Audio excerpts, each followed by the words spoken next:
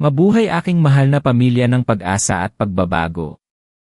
Alam kong hindi aksidente ang pagpunta mo dito sa video na ito ngayon.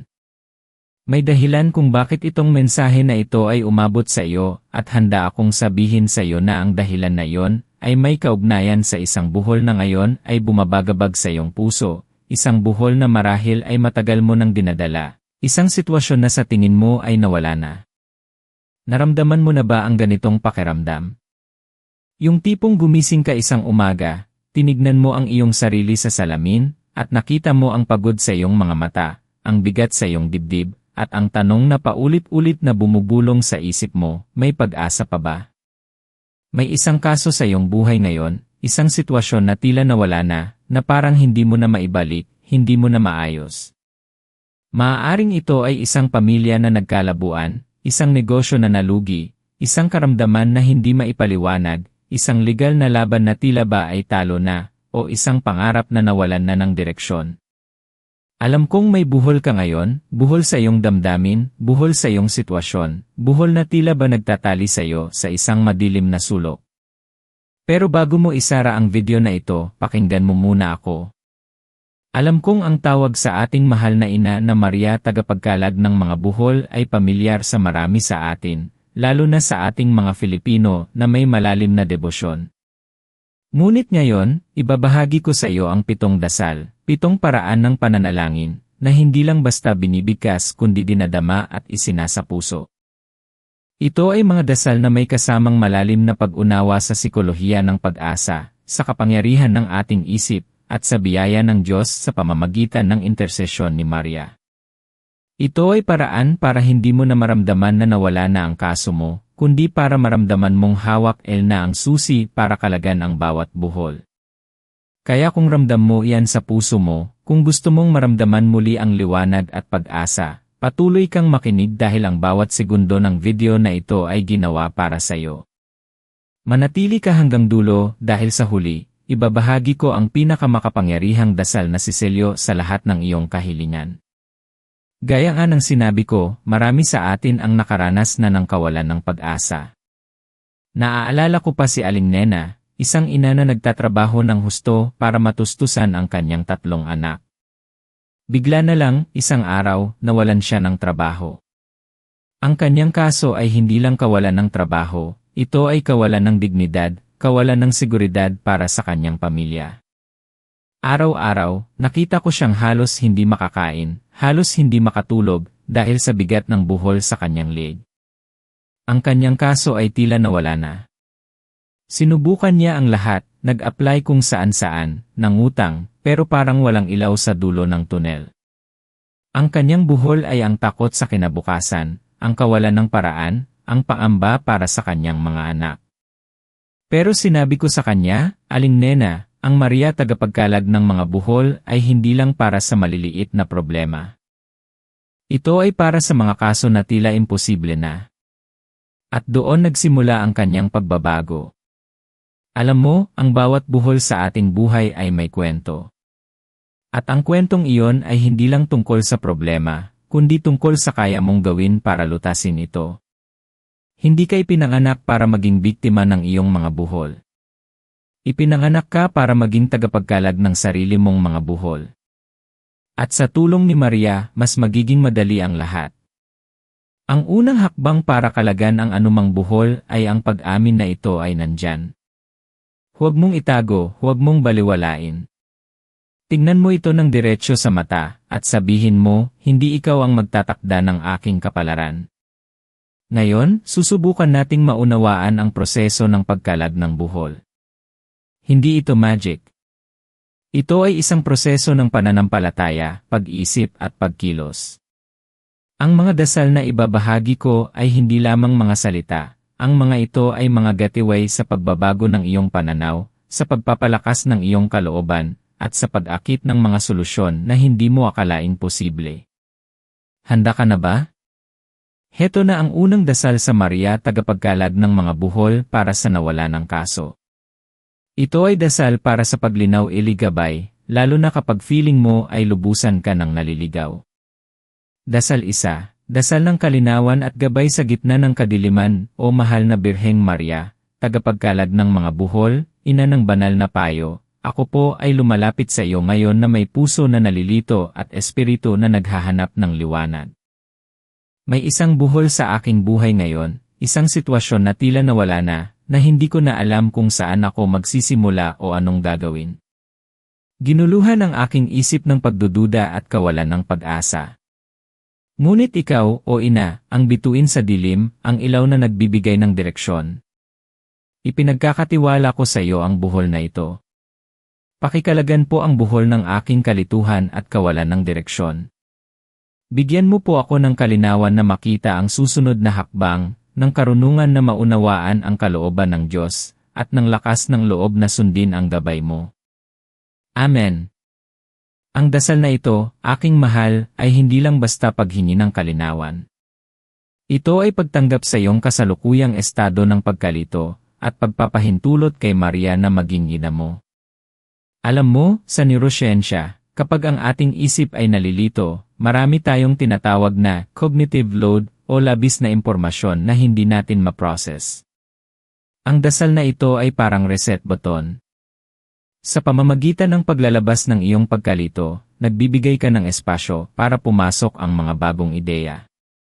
At kapag sinabi mong, bigyan mo po ako ng kalinawan, ino-open mo ang iyong isip sa mga posibilidad na dati ay hindi mo nakita. Parang may isang boses sa loob mo na nagsasabi, huminto ka. Huminga. Tingnan mo ulit. Maraming tao ang hindi nakakalabas sa kanilang mga buhol dahil sa takot na gumawa ng maling desisyon. Ang takot na iyan ang mismong buhol na nagtatali sa atin. Pero kapag nagdasal ka para sa kalinawan, hindi lang ikaw ang nag-iisip. Inaanyayahan mo ang isang mas mataas na kapangyarihan na gumabay sa iyo. At minsan, ang kalinawan ay hindi agad-agad dumarating sa isang malaking, nakakabulag na ilaw. Minsan, ito ay dumarating sa anyo ng isang simpleng ideya, isang random na pagtatagpo, isang aklat na napulot mo, isang payo mula sa isang kaibigan. Ang mahalaga, ikaw ay bukas. Ngayon, ang pangalawang dasal. Ito ay para sa lakas iniharapin yan pagsubok. Minsan, alam mo na ang direksyon, pero wala kang lakas para sundan ito. Dasal 2, dasal ng lakas at katatagan ng kalooban, mahal na Birheng Maria, tagapagkalag ng mga buhol, ina ng ating pag-asa, sa mga sandaling ito ng kahinaan at pagod, lumalapit ako sa iyo. Ang buhol sa aking buhay ay tila napakalaki, at ang aking lakas ay unti-unting nauubos. Parang nawala na ang aking tapang, ang aking determinasyon. Ngunit ikaw, o ina, ang nagbigay ng lakas sa iyong anak na pasanin ang kanyang krus. Hinihiling ko ang iyong tulong upang mahanap ko ang panibagong lakas sa aking kalooban. Alisin mo po ang buhol ng pagdududa sa aking kakayahan, ng panghihina ng aking loob, at ng takot sa pagkabigo. Bigyan mo po ako ng katatagan na harapin ang bawat pagsubok, ng tibay ng loob na patuloy na lumaban, at ng pananampalataya na kahit anong hirap, may pag-asa pa rin. Sa pamamagitan mo, o ina, alam kong kaya kong lampasan ang lahat. Amen. Ang dasal na ito, aking kaibigan, ay nagpapagana sa iyong inner warrior. Sa bawat tao, may nakatagong lakas na hindi natin nalalaman hanggat hindi tayo nahaharap sa matinding hamon. Kapag nagdarasal ka para sa lakas, hindi ka lang humihingi ng tulong mula sa labas. Ibinibigay mo ang sarili mo ng pahintulot na maging matatag. Sa psikolohiya, ang pagpapahayag ng iyong kahinaan at pagkatapos ay paghingi ng lakas ay nagpapalakas ng iyong self-efficacy, ang iyong paniniwala sa sarili mong kakayahan. Ito ay nagbabago ng iyong pananaw mula sa hindi ko kaya patungo sa kaya ko ito sa tulong ng Diyos at ni Maria. Naaalala ko ang isang batang estudyante, si Mia, na muntik nang sumuko sa kanyang pag-aaral dahil sa matinding problema sa pamilya. Feeling niya na wala na ang pangarap niyang makapagtapos. Pero sa tuwing magdarasal siya ng dasal ng lakas, unti-unti niyang nararamdaman ang bagong enerhiya. Hindi niya agad nakita ang solusyon sa kanyang pamilya, pero nakahanap siya ng lakas para mag-aral, para humingi ng suporta sa guro, para maging matatag.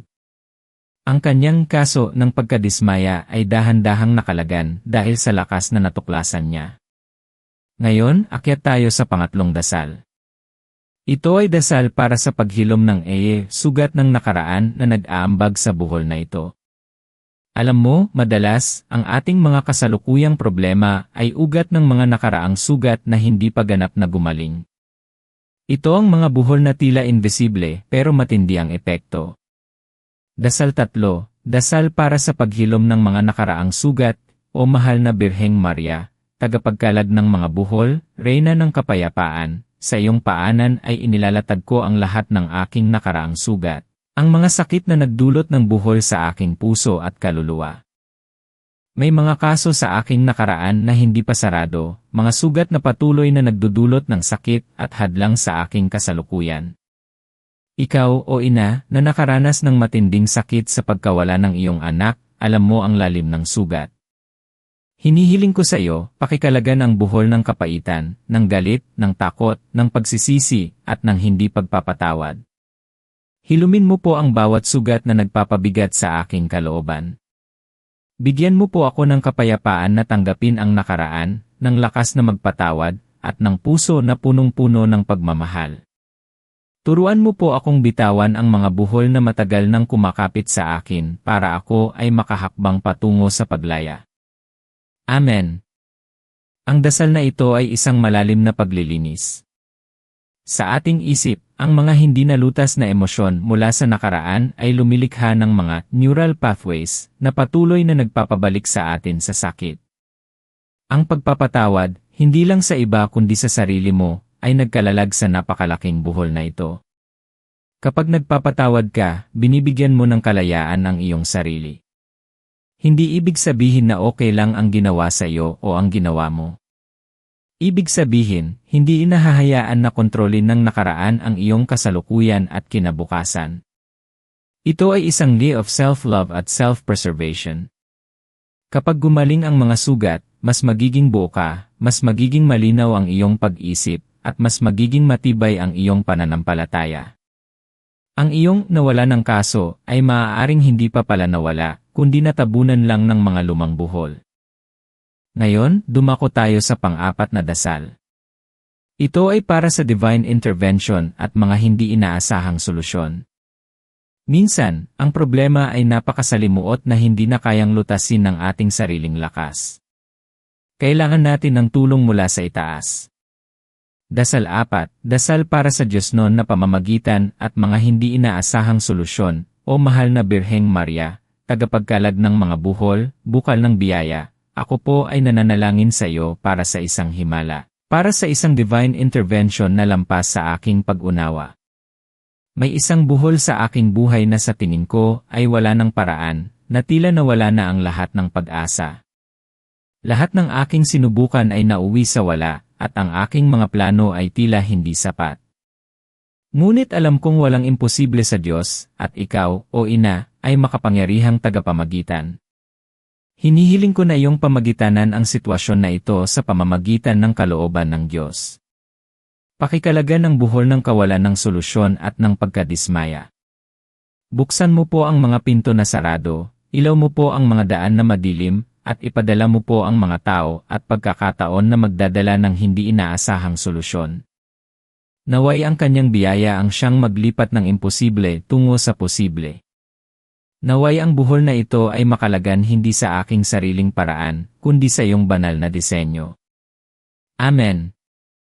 Ang dasal na ito ay nagpapakita ng isang malalim na pagtitiwala sa kapangyarihan ng Diyos at ni Maria na gumawa ng mga bagay na hindi natin kayang gawin. Sa psikolohiya, tinatawag itong external locus of control, ang pagtitiwala na mayroong mas mataas na kapangyarihan na maaaring makialam sa iyong sitwasyon, kapag ikaw ay nagawa na ang lahat ng iyong makakaya. Hindi ito nangangahulugang passive ka lang. Ibig sabihin, nagawa mo na ang iyong bahagi, at ngayon, ipinagkakatiwala mo na ang resulta sa isang mas mataas na kapangyarihan. Ito ay nakakapagpagaan ng loob at nakakapagbawas ng stress. Sa halip na ikaw lang ang may pasanin ng problema, ibinibigay mo ito sa Diyos. Ang resulta nito, madalas, lumilitaw ang mga solusyon sa mga paraan na hindi mo inaasahan. Isang tawag sa telepono mula sa isang taong matagal mo nang hindi nakakausap, isang pagkakataon na bigla na lang lumitaw, isang ideya na dumating sa panaginip. Ang Diyos ay may libu-libong paraan na hindi natin naiisip. Ang mahalaga ay ang iyong puso ay handang tumanggap. Sabihin mo sa akin sa mga komento kung nasaan ka nanonood at kung ang mensaheng ito ay tumatagos sa puso mo. Malaking tulong ito sa akin para maunawaan ang ating pamilya dito at makalikha pa ng mas nakapagpapabagong nilalaman. Ang iyong mga kwento ang inspirasyon ko para patuloy na ibahagi ang liwanag at pag-asa. Ngayon, dumako tayo sa panglimang dasal. Ito ay dasal para sa pasensya at pagtitiyaga. Alam mo, ang mga buhol ay hindi agad-agad nakakalagan. Minsan, kailangan ng mahabang panahon ng paulit-ulit na pagsubok. At sa prosesong iyon, madalas tayong nawawalan ng pasensya at pagtitiyaga at doon tayo sumusuko. Dasal 5, dasal ng pasensya at pagtitiyaga sa proseso, o mahal na Birheng Maria, tagapagkalag ng mga buhol, guro ng pagtitiyaga. Ako po ay nananalangin sa iyo para sa biyaya ng pasensya at pagtitiyaga. Ang buhol sa aking buhay ay tila napakahigpit, at ang proseso ng pagkalag nito ay tila napakabagal. Sa bawat pagsubok, nararamdaman ko ang pagkaubos ng aking pasensya, ang pagnanais na sumuko. Ngunit ikaw, o Ina, ay nagpakita ng walang hanggang pasensya sa lahat ng pagsubok na iyong pinagdaanan.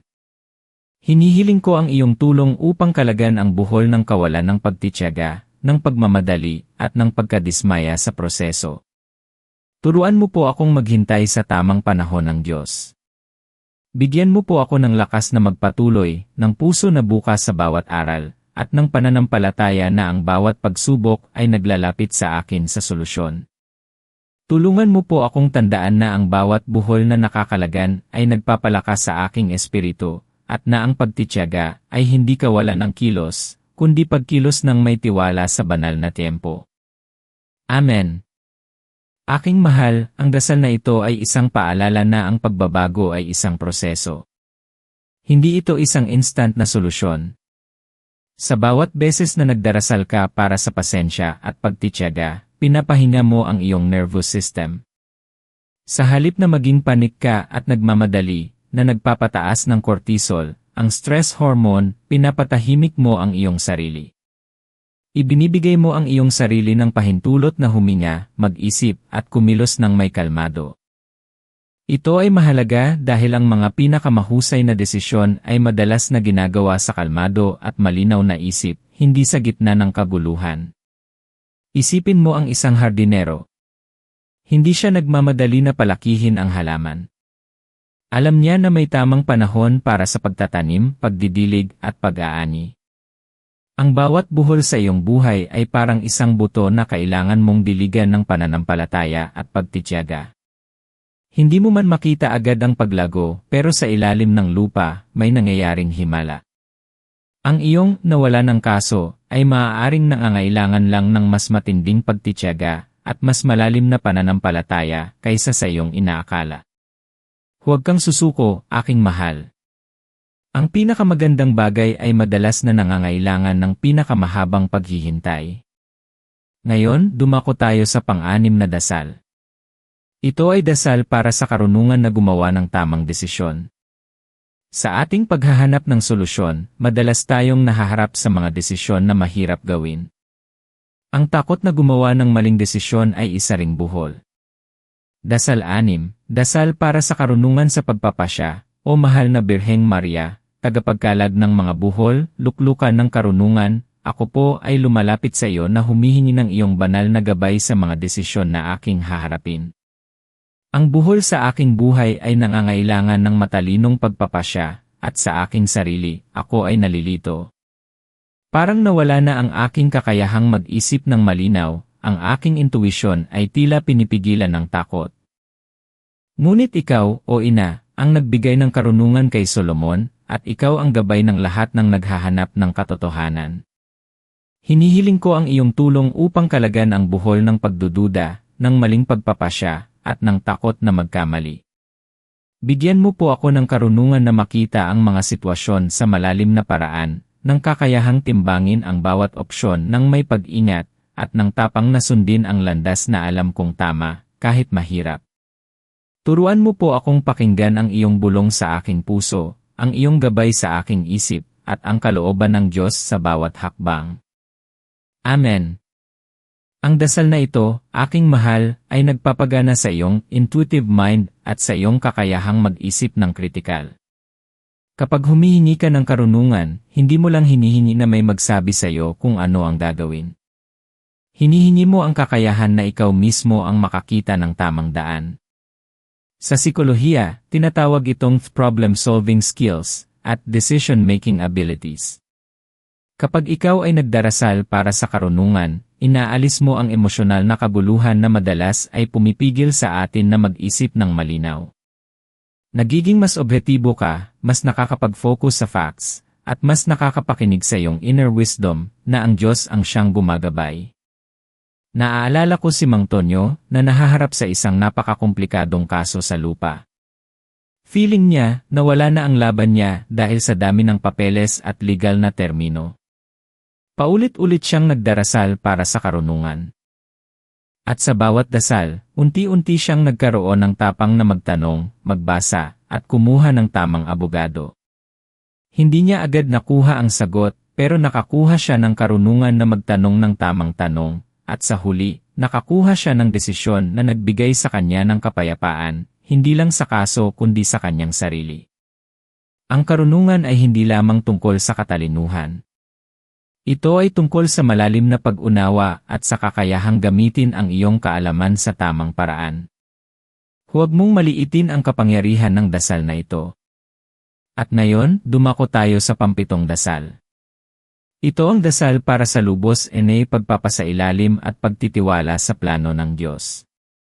Ito ang pinakahuling buhol na kailangan nating kalagan, ang buhol ng ating sariling kontrol, ng ating sariling pagnanais na diktahan ang kalalabasan. Dasal 7, dasal ng lubos na pagpapasailalim at pagtitiwala, o mahal na Birheng Maria, tagapagkalag ng mga buhol, ina ng ating tagapagligtas, sa wakas po, inilalatag ko sa iyong paanan ang lahat ng buhol sa aking buhay, lalo na ang kaso na tila nawala na. Nauunawaan ko na may mga bagay na hindi ko kayang kontrolin, at may mga plano ang Diyos na mas dakila kaysa sa aking mga pagnanais. Hinihiling ko ang iyong tulong upang kalagan ang buhol ng aking sariling kagustuhan, ng aking pagnanais na diktahan ang aking kapalaran. Turuan mo po akong lubos na magpasakop sa kalooban ng Diyos, tulad ng iyong pagpapasakop noong araw ng Annunciation.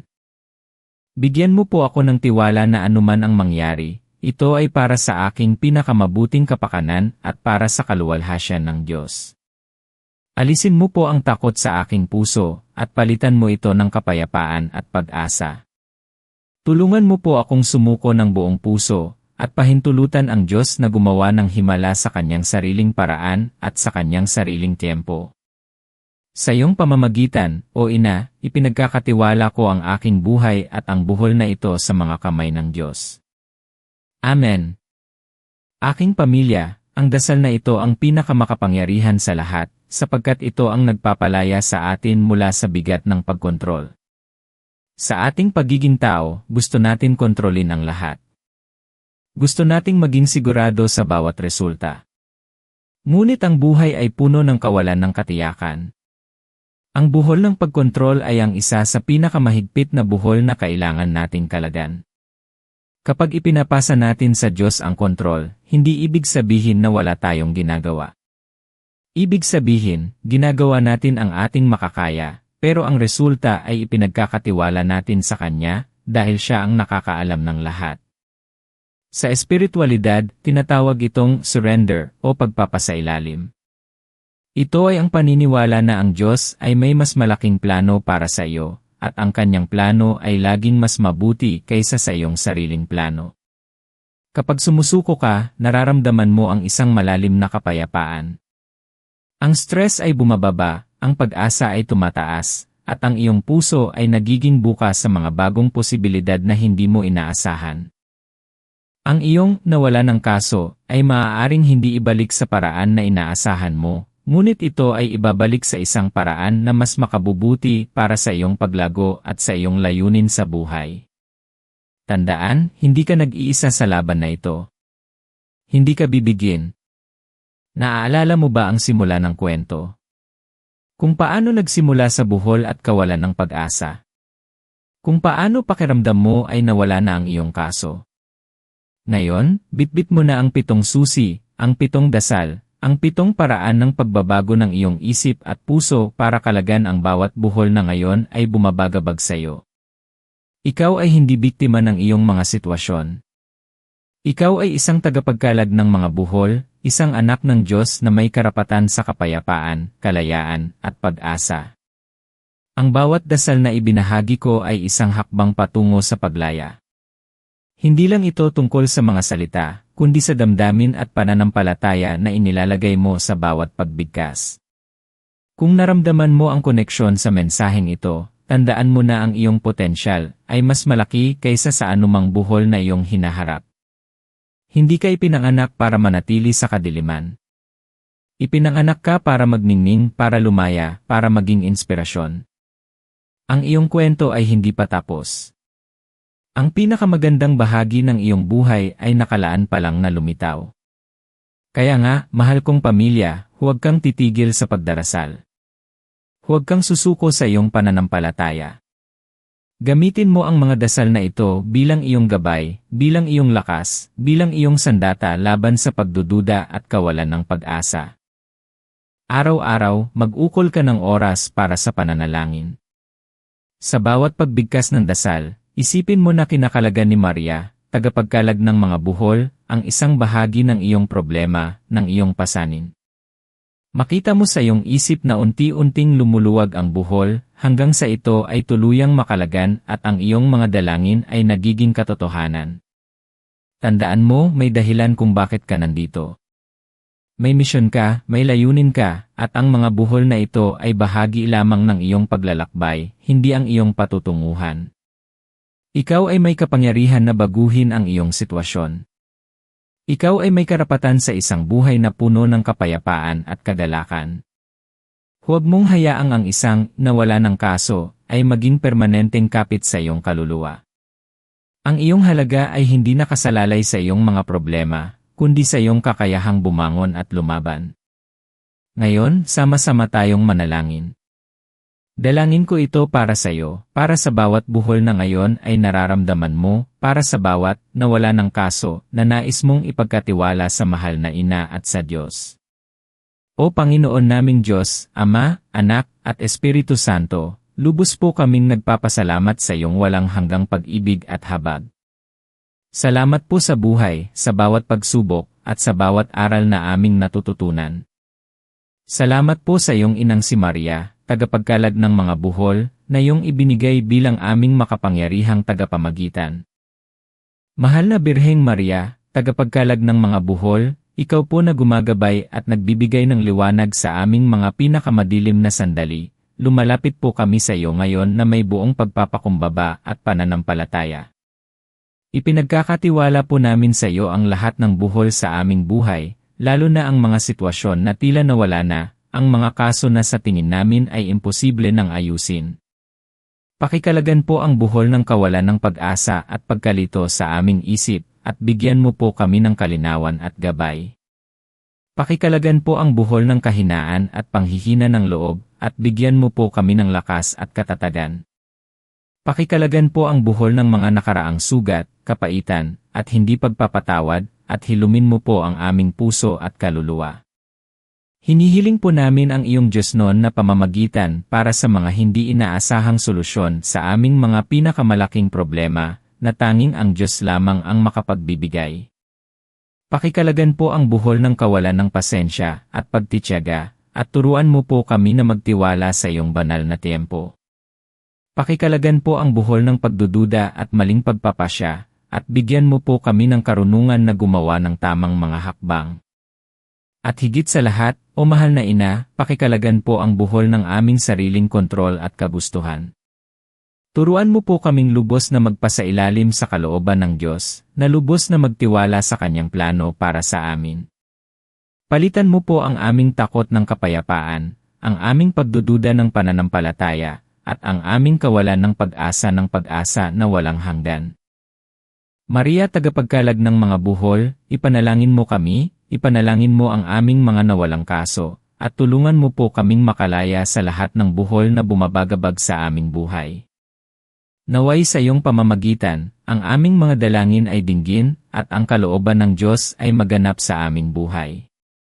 Sa pamamagitan ni Kristo na aming Panginoon. Amen.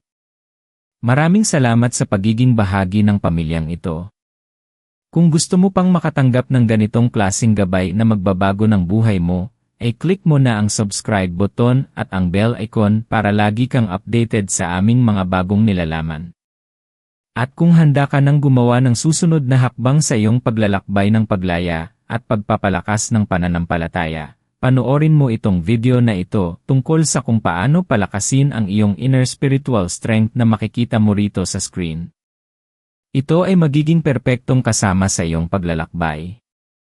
Ibahagi mo rin ang iyong kwento, ang iyong mga dasal, at ang mga buhol na ngayon ay kinakalagan mo sa ibaba sa mga komento. Maging inspirasyon ka sa iba na naghahanap din ng liwanag. Tandaan, hindi ka nag-iisa. May pag-asa. May pagbabago. At ang iyong nawala ng kaso ay kaya pang ayusin. Mahal kita, at hanggang sa muli nating pagkikita, patuloy kang manalig at magtiwala sa kapangyarihan ng Diyos at ni Maria. Paalam at pagpalain ka ng Diyos.